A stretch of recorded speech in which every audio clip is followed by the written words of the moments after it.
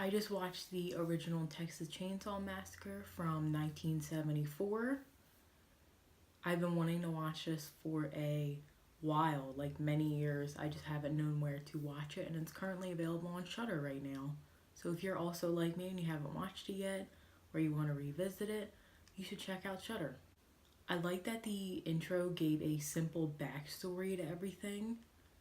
It wasn't oversimplified, but it wasn't overly complicated either. It was just right in the middle and it was perfect. Even though it explained some of the story to us, it still didn't baby us per se, which I've mentioned before in a different review, but I hate when movies do that.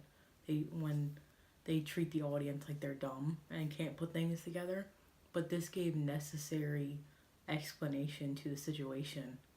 I like that it claimed to be real because when I was watching it, it didn't feel real to me at all since it wasn't like found footage. It was more professionally shot.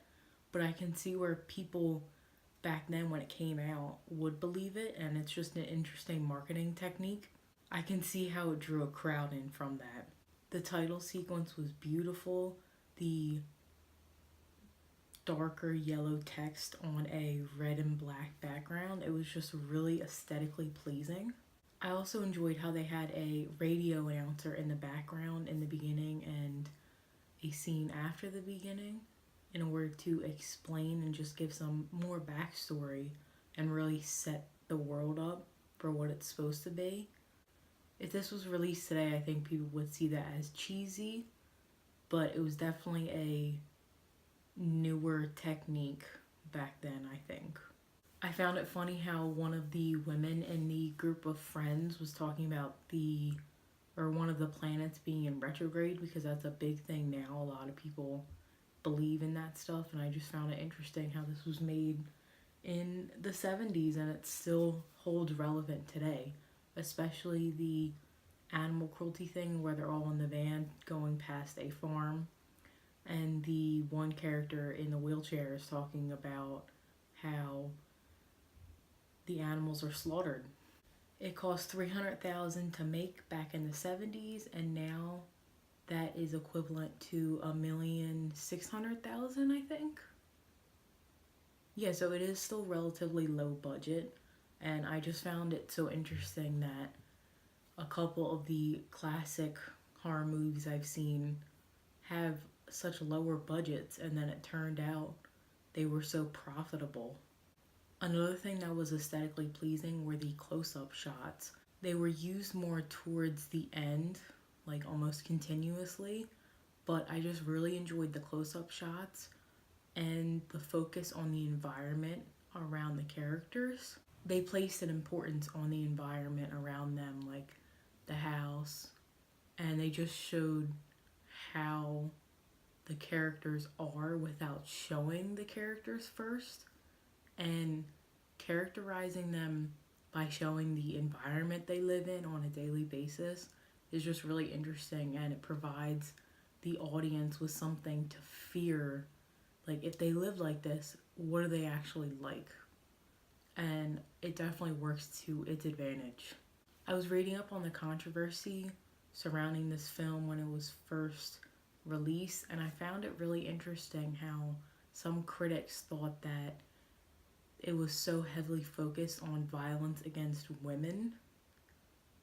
And I know this was back in the 70s and this was the start of the whole slasher thing, but it's just interesting because I feel like films like this released today, or if this was released today, there wouldn't really be a emphasis placed on the violence against women.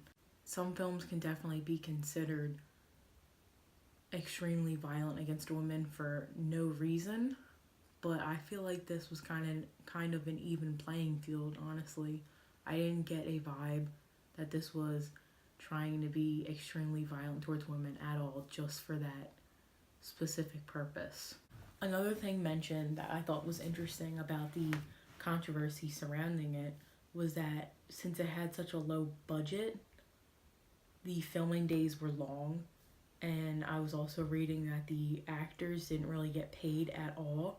they just got stake in the production company of the director, and they didn't really get any money from it, which really, really sucks because it was such a success. And I think this kind of honestly takes away from the film, for me at least. The actors also had to work in such hot temperatures since it was in Texas during the summer, and they also had to work around rotting and dead animals, which is disgusting to begin with. But just the work conditions were awful, and I can see, since it's a low budget, why this happened. But I don't know, I'm just disappointed in filmmakers making their actors uncomfortable in order to get their best performance out of them. I mean, everyone suffered in this, but I think it could have been better planned because people shouldn't have to suffer for art.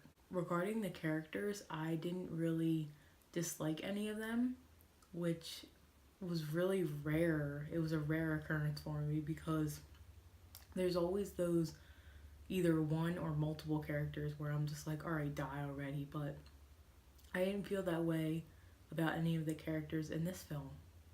After watching this, I can definitely see why Leatherface became a horror icon. I mean, he's definitely interesting, and he didn't speak at all in the film. He was just there menacingly. I've seen people talk about this before, but I find it really interesting that some of the film, well, most of the film honestly, was during the day. Because I feel like in horror films, the daytime is kind of like a safety blanket. Like, oh, maybe, like nothing's really gonna happen now, especially in slashers. But this turned that around, and I found it really interesting.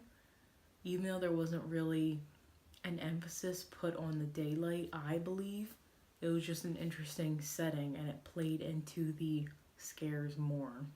Very little gore was shown, and it was more implied, and I just really enjoyed that. I mean, I love me some gore, but since it was a low budget, I can see why they played it so smart and didn't go over the top with the kills.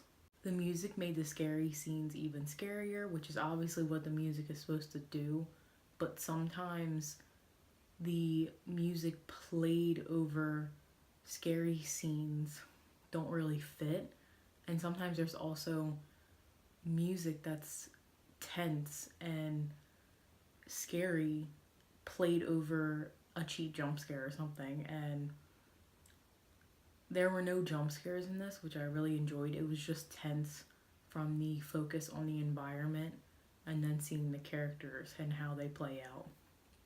As you can tell, I really enjoyed watching this for the first time, and I recommend it if you haven't seen it. But something that I also already mentioned that takes away from the film, for me at least, is knowing just how everything went down on set. I mean, I don't know. I'm kind of conflicted about this, and I'll have to think about it a little more. I like how it abruptly ends and there's no suggestive ending. It's a final ending, and you know that it actually ended there, because I don't know, sometimes some films do the type of thing where, something happens and they just leave it at that. And that can be really well done, but I also just really enjoy a nice simple ending. Like, there's no questions, this is just how it ends, and this was definitely satisfying to me. Let me know in the comments down below if you also feel the same way as me and you believe that this kind of takes away from the film, the whole mistreatment of the cast and crew thing. I'm really interested in hearing your thoughts.